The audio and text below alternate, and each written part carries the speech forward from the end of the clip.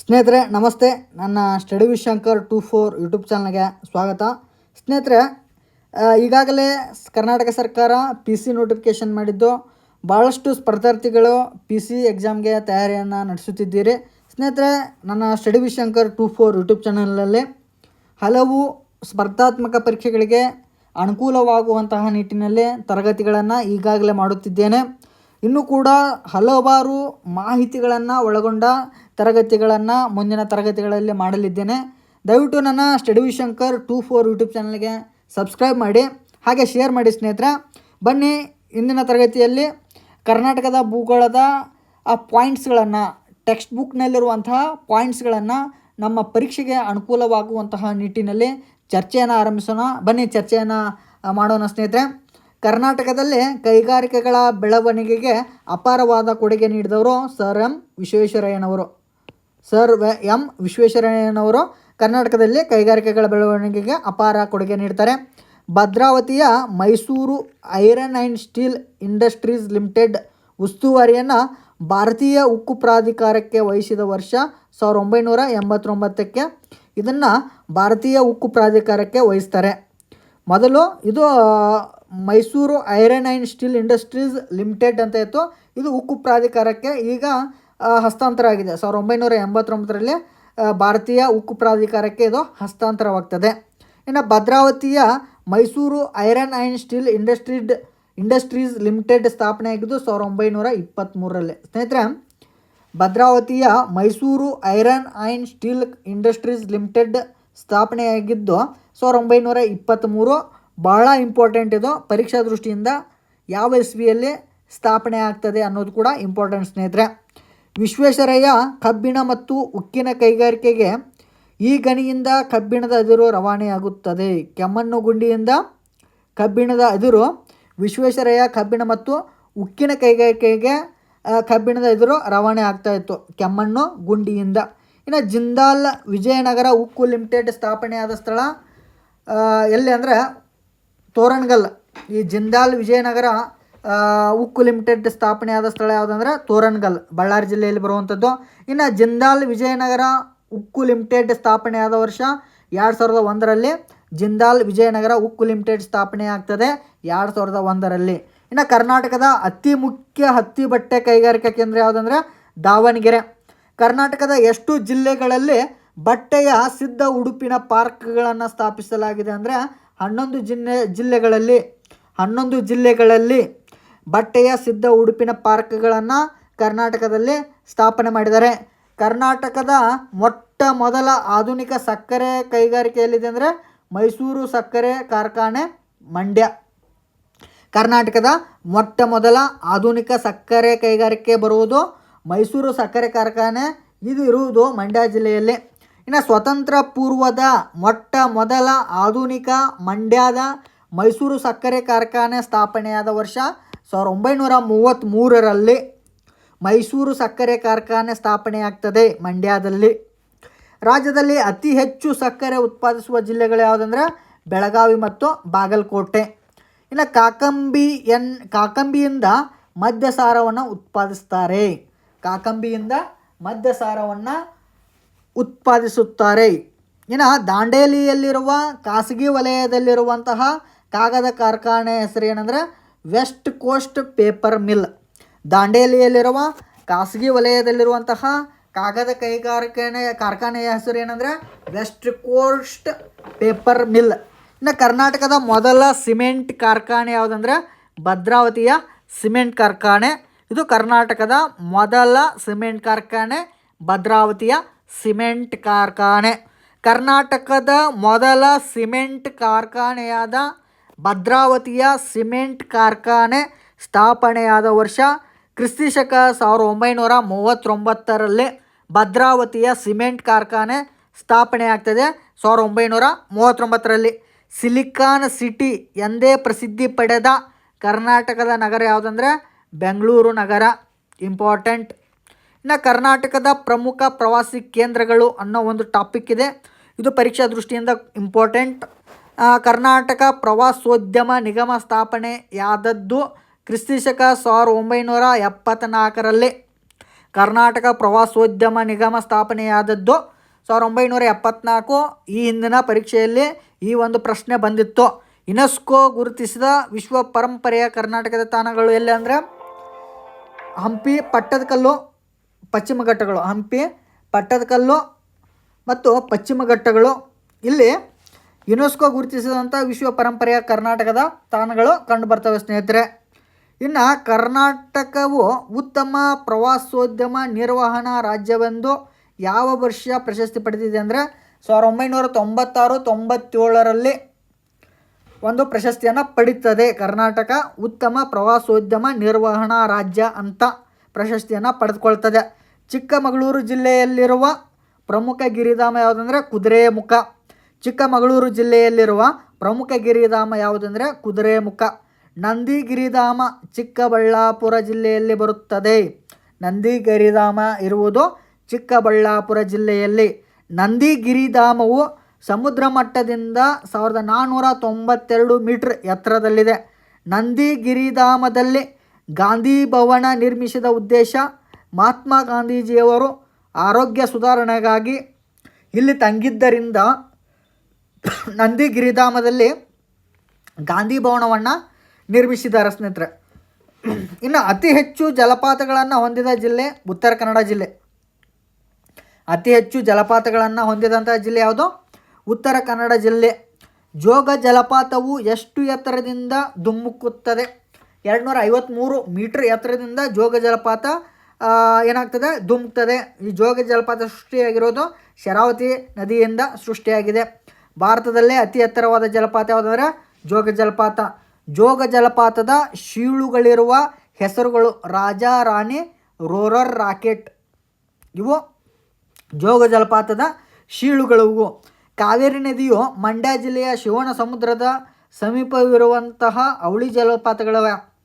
ಕಾವೇರಿ ನದಿಯಿಂದ ಗಗನಚುಕ್ಕಿ ಮತ್ತು ಭರಚುಕ್ಕಿ ಜಲಪಾತಗಳು ಸೃಷ್ಟಿಯಾಗವೆ. ಇದು ಎಲ್ಲಿದೆ ಅಂದರೆ ಮಂಡ್ಯ ಜಿಲ್ಲೆಯ ಶಿವನ ಸಮುದ್ರದಲ್ಲಿವೆ ಅವಳಿ ಜಲಪಾತಗಳು, ಗಗನಚುಕ್ಕಿ, ಭರಚುಕ್ಕಿ. ಇನ್ನು ಮಡಿಕೇರಿ ಸಮೀಪ ಇರುವ ಜಲಪಾತ ಯಾವುದಂದರೆ ಅಬ್ಬಿ ಜಲಪಾತ. ಕೆಮ್ಮಣ್ಣು ಗುಂಡಿ ಬಳಿ ಇರುವಂತಹ ಜಲಪಾತ ಹೆಬ್ಬೆ ಜಲಪಾತ. ಕರ್ನಾಟಕದ ನಯಾಗರ ಎಂದು ಕರೆಯಲ್ಪಡುವಂತಹ ಜಲಪಾತ ಯಾವುದು? ಗೋಕಾಕ್ ಜಲಪಾತ ಸೃಷ್ಟಿಯಾಗಿದ್ದು ಘಟಪ್ರಭಾ ನದಿಯಿಂದ. ನಾಗರಹೊಳೆಯ ರಾಷ್ಟ್ರೀಯ ಉದ್ಯಾನವನಕ್ಕೆ ರಾಜೀವ್ ಗಾಂಧಿ ರಾಷ್ಟ್ರೀಯ ಉದ್ಯಾನ ಅಂತ ಕರೀತಾರೆ. ಕರ್ನಾಟಕದಲ್ಲಿರೋ ವನ್ಯಜೀವಿ ಧಾಮಗಳ ಸಂಖ್ಯೆ 18. ಪ್ರಸ್ತುತ ಅಪ್ಡೇಟ್ ಮಾಡ್ಕೋಬೇಕು ಸ್ನೇಹಿತರೆ. ಅಪ್ಡೇಟ್ ಇದು ಕರ್ನಾಟಕದಲ್ಲಿರುವ ವನ್ಯಜೀವಿ ಧಾಮಗಳ ಸಂಖ್ಯೆ ಎಷ್ಟು ಅಂತ ನೀವು ಕಮೆಂಟಲ್ಲಿ ನಮಗೆ ಮಾಹಿತಿಯನ್ನು ಕೊಡ್ಬೋದು ಸ್ನೇಹಿತರೆ. ಕಮೆಂಟ್ ಮಾಡಿ ಪ್ರಸ್ತುತ ಎಷ್ಟು ವನ್ಯಜೀವಿ ಧಾಮಗಳಿದಾವೆ ಅಂತ ಕಮೆಂಟ್ ಮಾಡಿ ಸ್ನೇಹಿತರೆ. ಇನ್ನು ಗೋಕರ್ಣದ ಸಮೀಪವಿರುವಂತಹ ಬೀಚ್ ಯಾವುದಂದ್ರೆ ಓಂ ಬೀಚ್. ಗೋಕರ್ಣದ ಸಮೀಪ ಇರುವಂತಹ ಬೀಚ್ ಯಾವುದು? ಓಂ ಬೀಚ್. ವಿಶಿಷ್ಟವಾದ ಸ್ತಂಭ ಮಾದರಿಯ ನಿಸರ್ಗದತ್ತವಾದ ಶಿಲಾ ರಚನೆಯನ್ನು ಹೊಂದಿದ ದ್ವೀಪ ಯಾವುದಂದರೆ ಮಲ್ಪೆಯ ಸಮೀಪ ಇರುವಂತಹ ಸೇಂಟ್ ಮೇರೀಸ್ ದ್ವೀಪ. ವಿಶಿಷ್ಟವಾದಂತಹ ಸ್ತಂಭ ಮಾದರಿಯ ನಿಸರ್ಗದತ್ತವಾದ ಶಿಲಾ ರಚನೆಯನ್ನು ಹೊಂದಿದ ದ್ವೀಪ ಮಲ್ಪೆ ಸಮೀಪ ಇರುವಂತಹ ಸೇಂಟ್ ಮೇರೀಸ್ ದ್ವೀಪ. ಇನ್ನು ಅರಮನೆಗಳ ನಗರಿ ಅಂತ ಮೈಸೂರು ಜಿಲ್ಲೆಯನ್ನು ಕರೀತಾರೆ. ಅರಮನೆಗಳ ನಗರ ಅಂತ ಮೈಸೂರನ್ನು ಕರೀತಾರೆ. ಇನ್ನು ಕರ್ನಾಟಕದ ಜನಸಂಖ್ಯೆ ಅನ್ನೋ ಒಂದು ಟಾಪಿಕನ್ನು ನೋಡೋಣ ಸ್ನೇಹಿತರೆ. ಇದು 2011ರ ಒಂದು ಮಾಹಿತಿ. 2011ರ ಜನಗಣತಿಯ ಮಾಹಿತಿ ಇದೆ ಕರ್ನಾಟಕದ ರಿಲೇಟೆಡ್ ಆಗಿ. ಬನ್ನಿ ಚರ್ಚೆಯನ್ನು ಮಾಡೋಣ. ಭಾರತದ ಒಟ್ಟು ವಿಸ್ತೀರ್ಣದಲ್ಲಿ ಕರ್ನಾಟಕ ಸ್ಥಾನ ಎಷ್ಟಂದರೆ 8ನೇ ಸ್ಥಾನ ಇದೆ ವಿಸ್ತೀರ್ಣದಲ್ಲಿ. 2011ರ ಜನಗಣತಿಯಂತೆ ಕರ್ನಾಟಕದ ಜನಸಂಖ್ಯೆ 6,11,30,30,704 ಪಾಪ್ಯುಲೇಷನ್ ಇದೆ. ಭಾರತದಲ್ಲಿ 2011ರ ಜನಗಣತಿಯಂತೆ ಕರ್ನಾಟಕ ಸ್ಥಾನ 9ನೇ ಸ್ಥಾನ ಇದೆ. 2011ರ ಜನಗಣತಿಯಂತೆ ಕರ್ನಾಟಕದ ಪುರುಷ ಸ್ತ್ರೀಯರ ಸಂಖ್ಯೆ ಎಷ್ಟಂದರೆ ಪುರುಷರ ಸಂಖ್ಯೆ 3,57,57,742. ಸ್ತ್ರೀಯರ ಸಂಖ್ಯೆ 3,72,662. ಇದು ಸ್ತ್ರೀಯರ ಸಂಖ್ಯೆ. ಇನ್ನು ಕರ್ನಾಟಕದಲ್ಲಿ ಅತಿ ಹೆಚ್ಚು ಜನಸಂಖ್ಯೆಯನ್ನು ಹೊಂದಿದ ಜಿಲ್ಲೆ ಬೆಂಗಳೂರು ನಗರ. ಕರ್ನಾಟಕದಲ್ಲಿ ಅತಿ ಹೆಚ್ಚು ಜನಸಂಖ್ಯೆ ಹೊಂದಿದ ನಗರ ಯಾವುದು? ಬೆಂಗಳೂರು ಸಿಟಿ.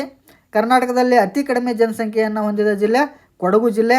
2011ರ ಜನಗಣತಿಯಂತೆ ಕರ್ನಾಟಕದ ಜನಸಂಖ್ಯೆ ಎಷ್ಟಂದರೆ 2001ರ ಜನಗಣತಿಯಂತೆ ಕರ್ನಾಟಕದ ಜನಗಣತಿ ಎಷ್ಟಪ್ಪ ಜನಸಂಖ್ಯೆ ಅಂತಂದರೆ ಆವಾಗ 5,28,50,562 ಇತ್ತು 2001ರ ಸೆನ್ಸಸ್ ಪ್ರಕಾರ. ಇನ್ನು 2001ರಿಂದ 2011ರ ಮಧ್ಯೆ ಹೆಚ್ಚಳವಾದ ಕರ್ನಾಟಕದ ಜನಸಂಖ್ಯಾ ಪ್ರಮಾಣ ಎಷ್ಟಂದರೆ 80,80,142 ಜನಸಂಖ್ಯಾ ಪ್ರಮಾಣ ಜಾಸ್ತಿ ಆಯಿತು. ಇನ್ನು 2001ರಿಂದ 2011 ಮಧ್ಯೆ ಹೆಚ್ಚಳವಾದ ಕರ್ನಾಟಕದ ಜನಸಂಖ್ಯಾ ಬೆಳವಣಿಗೆ ದರ ಎಷ್ಟಂದರೆ 15.67% ಜನಸಂಖ್ಯೆ ಬೆಳವಣಿಗೆ ದರ ಐತಿ. ಇನ್ನು 2001ರಿಂದ 2011 ಮಧ್ಯೆ ಹೆಚ್ಚಳವಾದ ಭಾರತದ ಜನಸಂಖ್ಯಾ ಬೆಳವಣಿಗೆ ದರ 17.64%. 2001ರಿಂದ 2011 ಮಧ್ಯೆ ಹೆಚ್ಚಳವಾಗ್ತದೆ ಭಾರತದ ಜನಸಂಖ್ಯಾ ಬೆಳವಣಿಗೆ ದರ. ಇನ್ನು 2001 ಜನಗಣತಿಯ ಪ್ರಕಾರ ಚದರ ಕಿಲೋಮೀಟ್ರಿಗೆ ಕರ್ನಾಟಕದ ಜನಸಾಂದ್ರತೆ ಎಷ್ಟಿತ್ತಂದರೆ 275 ಇತ್ತು. 2011 ಜನಗಣತಿಯ ಪ್ರಕಾರ ಪ್ರತಿ ಚದರ ಕಿಲೋಮೀಟ್ರಿಗೆ ಕರ್ನಾಟಕದ ಜನಸಾಂದ್ರತೆ ಎಷ್ಟಾಗಿದೆ ಅಂದರೆ ಈಗ 2011 ಸೆನ್ಸಸ್ ಮಾಹಿತಿ ಪ್ರಕಾರ 319. ಇನ್ನು ಕರ್ನಾಟಕದಲ್ಲಿ ಅಧಿಕ ಜನಸಾಂದ್ರತೆಯನ್ನು ಹೊಂದಿದ ಜಿಲ್ಲೆ ಬೆಂಗಳೂರು ನಗರ. ಕರ್ನಾಟಕದಲ್ಲಿ ಅಧಿಕ ಕಡಿಮೆ ಜನಸಾಂದ್ರತೆಯನ್ನು ಇದು ಕಡಿಮೆ ಆಗಬೇಕು. ಕರ್ನಾಟಕದಲ್ಲಿ ಕಡಿಮೆ ಜನಸಾಂದ್ರತೆಯನ್ನು ಹೊಂದಿದ ಜಿಲ್ಲೆ ಯಾವುದಂದರೆ ಕೊಡಗು. ಇನ್ನು 2011 ಜನಗಣತಿಯ ಪ್ರಕಾರ ಕರ್ನಾಟಕದಲ್ಲಿರುವ ಹಳ್ಳಿಗಳ ಸಂಖ್ಯೆ 29,406. 2011 ಜನಗಣತಿಯ ಪ್ರಕಾರ ಕರ್ನಾಟಕದ ಹಳ್ಳಿಗಳಲ್ಲಿ ನೆಲೆಸಿರುವ ಜನಸಂಖ್ಯೆ ಪ್ರಮಾಣ 3.75 ಕೋಟಿ ಜನ. ಇನ್ನು 2011 ಜನಗಣತಿಯ ಪ್ರಕಾರ ಕರ್ನಾಟಕದ ನಗರಗಳಲ್ಲಿ ನೆಲೆಸಿರುವಂತಹ ಜನಸಂಖ್ಯಾ ಪ್ರಮಾಣ 2.35 ಕೋಟಿ. ಇನ್ನು ಕರ್ನಾಟಕದಲ್ಲಿ ನಗರ ಮತ್ತು ಹಳ್ಳಿಗಳಲ್ಲಿ ಹಂಚಿಕೆಯಾಗಿರುವ ಜನಸಂಖ್ಯೆಯ ಶೇಕಡಾ ಪ್ರಮಾಣ ಎಷ್ಟಂದರೆ ನಗರದಲ್ಲಿ 38.6%, ಹಳ್ಳಿಗಳಲ್ಲಿ 61.4%. ಇನ್ನು ಕರ್ನಾಟಕದಲ್ಲಿ ಅತಿ ಹೆಚ್ಚು ನಗರ ಜನಸಂಖ್ಯೆಯನ್ನು ಹೊಂದಿದ ಜಿಲ್ಲೆ ಯಾವುದಂದರೆ ನಗರ ಜನಸಂಖ್ಯೆ ಹೊಂದಿದ ಜಿಲ್ಲೆ ಬೆಂಗಳೂರು ನಗರ. ಅತಿ ಕಡಿಮೆ ನಗರ ಜನಸಂಖ್ಯೆಯನ್ನು ಹೊಂದಿದ ಜಿಲ್ಲೆ ಕೊಡಗು. 2001 ಜನಗಣತಿಯ ಪ್ರಕಾರ ಕರ್ನಾಟಕದ ಸರಾಸರಿ ಲಿಂಗಾನುಪಾತ ಎಷ್ಟಂದರೆ 1000ಕ್ಕೆ 965. ಇನ್ನು 2011 ಜನಗಣತಿಯ ಪ್ರಕಾರ ಕರ್ನಾಟಕದ ಸರಾಸರಿ ಲಿಂಗಾನುಪಾತ ಎಷ್ಟಂದರೆ 1000ಕ್ಕೆ 968. ಇನ್ನು ಉಡುಪಿ ಜಿಲ್ಲೆಯಲ್ಲಿ ಪ್ರತಿ 1000 ಪುರುಷರಿಗೆ ಇರುವ ಮಹಿಳೆಯರ ಸಂಖ್ಯೆ 1093. ಅತ್ಯಧಿಕ ಪ್ರಮಾಣದಲ್ಲಿದೆ ಇಲ್ಲಿ ಪುರುಷರ ಗಿರುವಂತಹ ಮಹಿಳೆಯರ ಸಂಖ್ಯೆ 1093. ಲಿಂಗಾನುಪಾತ ಅತಿ ಹೆಚ್ಚಾಗಿರುವುದು ಉಡುಪಿ ಜಿಲ್ಲೆಯಲ್ಲಿ. ರಾಜ್ಯದಲ್ಲಿ ಅತಿ ಹೆಚ್ಚು ಸ್ತ್ರೀಯರ ಪ್ರಮಾಣವನ್ನು ಹೊಂದಿದ ಜಿಲ್ಲೆ ಉಡುಪಿ, 1093 ಮಹಿಳೆಯರಿದ್ದಾರೆ. ರಾಜ್ಯದಲ್ಲಿ ಅತಿ ಹೆಚ್ಚು ಸ್ತ್ರೀಯ ಪ್ರಮಾಣವನ್ನು ಅತಿ ಕಡಿಮೆ ಸ್ತ್ರೀಯರ ಪ್ರಮಾಣ ಲಿಂಗಾನುಪಾತ ಎಲ್ಲಿದೆ ಅಂದರೆ ಬೆಂಗಳೂರು ನಗರ. ಇನ್ನು 2011 ಜನಗಣತಿಯ ಪ್ರಕಾರ ರಾಜ್ಯದ ಒಟ್ಟು ಜನಸಂಖ್ಯೆಯಲ್ಲಿ 15 ವರ್ಷಗಳಿಗಿಂತ ಕಡಿಮೆ ವಯಸ್ಸಿನ ಮಕ್ಕಳ ಪ್ರಮಾಣ 29.7. ಇನ್ನು 2011 ಜನಗಣತಿಯ ಪ್ರಕಾರ ರಾಜ್ಯದ ಒಟ್ಟು ಜನಸಂಖ್ಯೆಯಲ್ಲಿ 60 ವರ್ಷಗಳಿಗಿಂತ ಹೆಚ್ಚು ವಯಸ್ಸಿನ ವೃದ್ಧರ ಪ್ರಮಾಣ 5.5% ಇದೆ. ಇನ್ನು 2011 ಜನಗಣತಿಯ ಪ್ರಕಾರ ರಾಜ್ಯದ ಒಟ್ಟು ಜನಸಂಖ್ಯೆಯಲ್ಲಿ ದುಡಿಯುವ ವರ್ಗದ ಜನರ ಪ್ರಮಾಣ ಎಷ್ಟಿದೆ 64.9% ಜನ ಏನು ಮಾಡ್ತಾರೆ ಅಂದರೆ ಜನಸಂಖ್ಯೆಯಲ್ಲಿ ದುಡಿಯುವ ವರ್ಗದ ಜನರಾಗಿದ್ದಾರೆ. 2011 ಜನಗಣತಿಯ ಪ್ರಕಾರ ಕರ್ನಾಟಕದ ಸಾಕ್ಷರತೆಯ ಪ್ರಮಾಣ 75.6. ಭಾಳ ಇಂಪಾರ್ಟೆಂಟ್ ಇದು. 75.6% ಕರ್ನಾಟಕದ ಸಾಕ್ಷರತಾ ಪ್ರಮಾಣ ಇದೆ. ಕರ್ನಾಟಕದಲ್ಲಿ ಅತಿ ಹೆಚ್ಚು ಸಾಕ್ಷರರನ್ನು ಹೊಂದಿದಂಥ ಜಿಲ್ಲೆ ಯಾವುದಂದರೆ ದಕ್ಷಿಣ ಕನ್ನಡ, 88.6% ಅಲ್ಲಿ ಸಾಕ್ಷರರಾಗಿದ್ದಾರೆ. ಇನ್ನು ಅತಿ ಕಡಿಮೆ ಸಾಕ್ಷರರನ್ನು ಹೊಂದಿದಂಥ ಜಿಲ್ಲೆ ಯಾದಗಿರಿ ಜಿಲ್ಲೆ, ಅತಿ ಕಡಿಮೆ ಸಾಕ್ಷರತೆ ಇದೆ. ಇನ್ನು 2011 ಜನಗಣತಿಯ ಪ್ರಕಾರ ಕರ್ನಾಟಕದ ಪುರುಷ ಸಾಕ್ಷರತೆಯ ಪ್ರಮಾಣ 82.9, ಸ್ತ್ರೀಯರ ಸಾಕ್ಷರತಾ ಪ್ರಮಾಣ 68.2%. ಸ್ನೇಹಿತರೆ ಇಷ್ಟು ನಾವು ಕರ್ನಾಟಕದ ಭೂಗೋಳದ ಒಂದು ಬೇಸಿಕ್ ಪಾಯಿಂಟ್ಸ್ಗಳನ್ನು ನಾವು ನನ್ನ ಹಳೆಯ ತರಗತಿಗಳಾಗಲಿ ಈಗಿನ ತರಗತಿಯಲ್ಲಾಗಲಿ ಕರ್ನಾಟಕಕ್ಕೆ ಸಂಬಂಧಿಸಿದಂತೆ ಬೇಸಿಕ್ ಟೆಕ್ಸ್ಟ್ ಬುಕ್ಗಳಲ್ಲೇ ಬರುವಂತಹ ಪಾಯಿಂಟ್ಸ್ಗಳನ್ನು ನಾನು ನನ್ನ ಸ್ಟಡಿ ವಿತ್ ಶಂಕರ್ 24 ಯೂಟ್ಯೂಬ್ ಚಾನಲ್ನಲ್ಲಿ ಡಿಸ್ಕಷನನ್ನು ಮಾಡಿದ್ದೀನಿ. ಸ್ನೇಹಿತರೆ ದಯವಿಟ್ಟು ಹಿಂದಿನ ತರಗತಿಗಳನ್ನು ನೋಡಿ ನಿಮ್ಮ ಪರೀಕ್ಷೆಗಳಿಗೆ ಇವುಗಳು ಭಾಳಷ್ಟು ಅನುಕೂಲ ಆಗ್ತವೆ ಅನ್ನೋ ಒಂದು ಭಾವನೆ ನನ್ನದು. ಸ್ನೇಹಿತರೆ ನನ್ನ ಸ್ಟಡಿ ವಿತ್ ಶಂಕರ್ 24 ಯೂಟ್ಯೂಬ್ ಚಾನಲ್ಗೆ ಸಬ್ಸ್ಕ್ರೈಬ್ ಮಾಡಿ ಅಂತ ಹೇಳ್ತಾ ನನ್ನ ಕ್ಲಾಸನ್ನು ಮುಗಿಸ್ತಾ ಇದ್ದೇನೆ. ಸ್ನೇಹಿತರೆ ಧನ್ಯವಾದಗಳು.